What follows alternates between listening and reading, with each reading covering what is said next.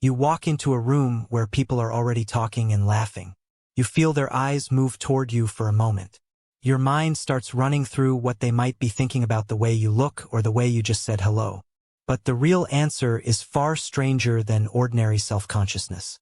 Your brain is still solving a survival problem that most humans faced for hundreds of thousands of years on the African savannah. For the vast majority of our species' history, you lived in a small band of people who all knew each other intimately. There were no strangers in the way we have them today. Everyone saw how you shared food after a successful hunt. Everyone noticed if you stayed back when the group needed to move. Everyone heard the stories that were told about you when you were not around. In that world, your reputation was not a social luxury. It was the difference between being fed and protected or being left to face the lions and the drought alone.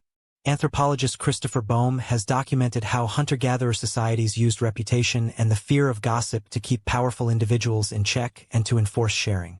Your brain evolved to care deeply about what the group thought because being cast out often meant death.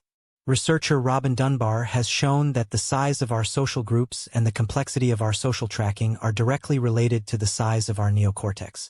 Your brain grew large in part so it could keep track of who owed what to whom and who was reliable. That tracking system did not disappear when we invented cities and the internet.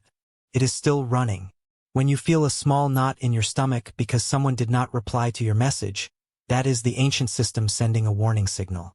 When you feel a rush of pleasure from a like or a compliment from someone you barely know, that is the same system registering a gain in social value. Psychologist Mark Leary developed what he calls Sociometer Theory to explain this. Self-esteem, in his view, is not primarily about how you see yourself. It is a gauge of how you believe others see you. When the gauge drops, you feel the urge to repair your standing. In brain imaging studies, when people are excluded from even a trivial computer game, the areas that light up are the same ones that activate during physical pain. Naomi Eisenberger led much of this research. Social pain is not a metaphor to your brain. It is processed as a real threat because for most of our evolution, exclusion was a real threat to staying alive. The counterintuitive part is that this constant monitoring was not a flaw. It was one of the features that allowed human groups to cooperate at scales no other primate managed. Caring what others thought made it possible to punish free riders through reputation alone. It made it possible to choose reliable partners for hunting, child-rearing, and defense. Without that sensitivity, large-scale cooperation would have been much harder to maintain. The problem we face today is a mismatch of scale and context. Your brain still treats the opinion of a stranger on the internet the same way it would treat the opinion of someone who shared your fire every night. It does not distinguish between a person whose view could affect whether you eat tomorrow and a person whose view will have zero impact on your actual survival. That is why a negative comment from someone you will never meet can ruin your mood for hours. That is why the number of likes on a post can feel like a direct measure of your worth. Your ancestors lived in a world where the audience was small, stable, and their opinions carried real consequences. Your brain was calibrated for that world.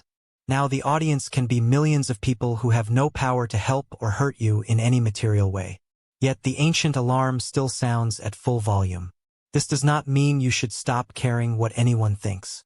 Completely ignoring social feedback would have been just as dangerous for your ancestors as caring too much.